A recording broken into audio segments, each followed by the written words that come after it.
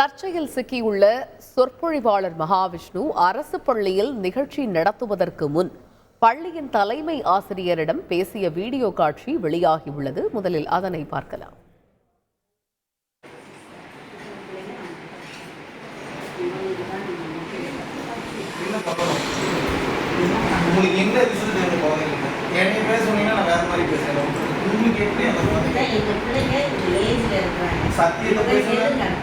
எதிர்காலத்துக்கு இவங்க எப்படி எல்லாம் போகணும்ன்றத நான் எப்படி போகணும்னா அவங்க காணும் பொருள்லாம் அணுக்களின் சேர்க்கைன்னு சொல்லுவாங்க. யாரு? ஆராய்ச்சியாளர். காண காண முற்பட்டவன் கடவுளே ஆனானே. நான் யாரு? தன்னை அறிந்தவன். பொருள் ஒண்ணுதான், நம்ம மாத்தி சொல்லிக்கிறோம். இவங்க ஏஜுக்கு நீங்க உள்ள கொடுக்கணும்.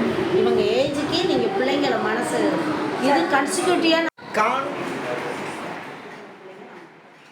இது குறித்த கூடுதல் தகவல்களை எமது செய்தியாளர் சங்கரனிடம் கேட்கலாம். சங்கரன், வணக்கம். தற்பொழுது இந்த வீடியோ வெளியாகி இருக்கக்கூடிய சூழலில் தலைமை ஆசிரியரிடமே இந்த சொற்பொழிவாளர் பேசுகிறார். என்ன மாதிரியான ஒரு சொற்பொழிவு மாணவர்கள் மத்தியில் நிகழ்த்த வேண்டும் என்று கேட்கக்கூடியதை பார்க்க முடிகிறது. இது உணர்த்தக்கூடிய செய்தி என்ன? விவரிங்க. காயத்ரி, இந்த விவகாரத்தில் யார் நிகழ்ச்சிக்கு ஏற்பாடு செய்தார்கள், யார் அனுமதி கொடுத்தார்கள் என்பது ஒரு பக்கம் இருந்தாலும் கூட, இந்த நிகழ்ச்சி நடைபெறுவதற்கு முன்னதாக தலைமை ஆசிரியர்கள், 2 பள்ளிகளுடைய தலைமை ஆசிரியர்களுமே மகாவிஷ்ணுவிடம் விவாதித்திருப்பது தற்போது தகவல்களாக, வீடியோக்களாக சமூக வலைதளங்களில் வெளியாகி வருகின்றன. குறிப்பாக அசோக்நகர் அரசு பெண்கள் மேல்நிலைப் பள்ளியுடைய தலைமை ஆசிரியை தமிழரசி மகாவிஷ்ணுவுடன் நிகழ்ச்சி நடைபெறுவதற்கு முன்னதாக என்ன பேசப் போகிறீர்கள் என்று விவாதித்திருக்கிறார். அதில் பல்வேறு விஷயங்கள் பரிமாறப்பட்டிருக்கின்றன.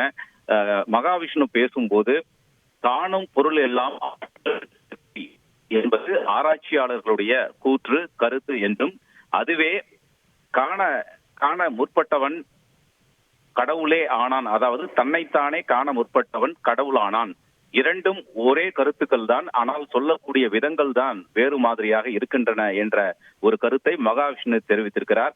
அதற்கு மீண்டும் பதில் கூறிய தலைமை ஆசிரியை தமிழரசி, பள்ளி மாணவிகளுடைய வயதிற்கு ஏற்ப இந்த கருத்துக்களை நீங்கள் அவர்களிடம் சொல்லுங்கள் என்ற ஒரு கருத்துக்களை முன்வைப்பதும் அந்த வீடியோவில் வெளியாகி இருக்கிறது.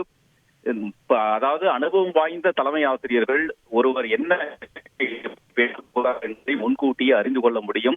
ஆனால் தலைமை ஆசிரியர்களுடைய ஒரு மெத்தனம் காரணமாகவே இவ்வளவு பெரிய சர்ச்சை ஏற்பட்டிருப்பது அதிகாரிகளுடைய விசாரணையிலும் தெரிய வந்திருக்கிறது. காலையிலேயே பள்ளிக்கல்வி இயக்குனர் கண்ணப்பன் தமிழரசியிடம் நேரடியாகவே பல்வேறு கேள்விகளை முன்வைத்தார்.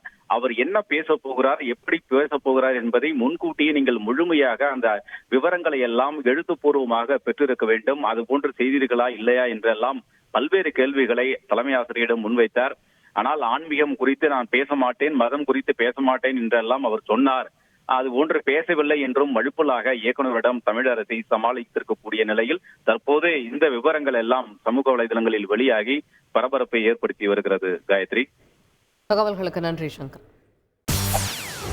செய்திகளை உடனுக்குடன் தெரிந்து கொள்ள உடனே சப்ஸ்கிரைப் பண்ணுங்க.